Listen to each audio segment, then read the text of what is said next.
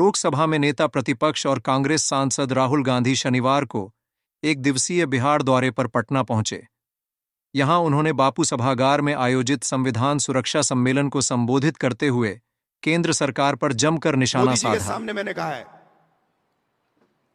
चाहे कुछ भी हो जाए, कांग्रेस पार्टी इसी लोकसभा में और राज्यसभा में जाति जनगणना आपके मुंह के सामने पास करेगी। दीवार बना रखी है 50% रिजर्वेशन की दीवार।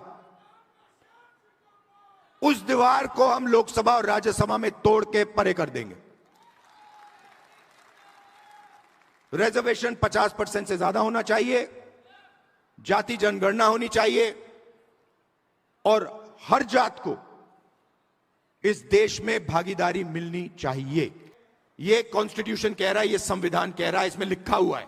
तो हम कॉन्स्टिट्यूशन के लिए, संविधान के लिए लड़ रहे हैं, संविधान की रक्षा कर रहे हैं और इसकी सोच को हम पूरे देश में फैला रहे हैं। लड़ाई संविधान और मनुवाद के बीच में है। एक तरफ समानता, एकता, दूसरी तरफ नफरत और हिंसा। राजनीतिक नुकसान होगा तो भी मैं ये काम करूंगा, मुझे कोई फर्क नहीं पड़ता है।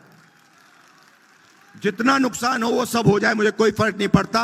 ये काम मैं करके छोड़ूंगा। तो मोदी जी आते हैं, पार्लियामेंट में आते हैं, पहले कहते थे 400 सीट आएंगे तो इसको हम बदल देंगे, और फिर जब आप लोगों ने, हमने मिलकर मोदी जी को संविधान की सच्चाई समझाई,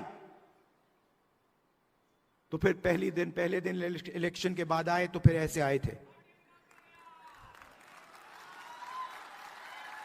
मगर चाहते थे कि मैं उसको उठा के फेंक दूं, मगर हिंदुस्तान की जनता ने कहा, भैया अगर आपने सिर पे नहीं रखा तो हम तुम्हें उठा के फेंक देंगे।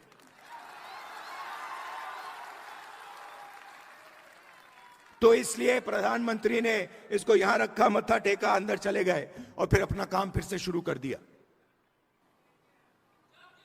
जाति जनगणना,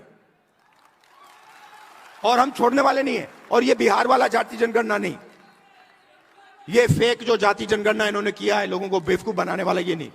उसके बाद जाति जनगणना के बेसिस पे पॉलिसी बननी चाहिए।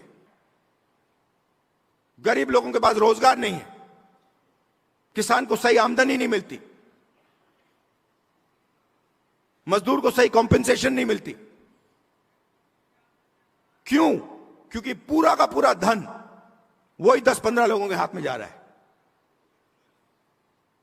तो एक बार जाति जनगणना होगा, हमें पता लग जाएगा कि किसकी कितनी आबादी है और हिंदुस्तान के सिस्टम में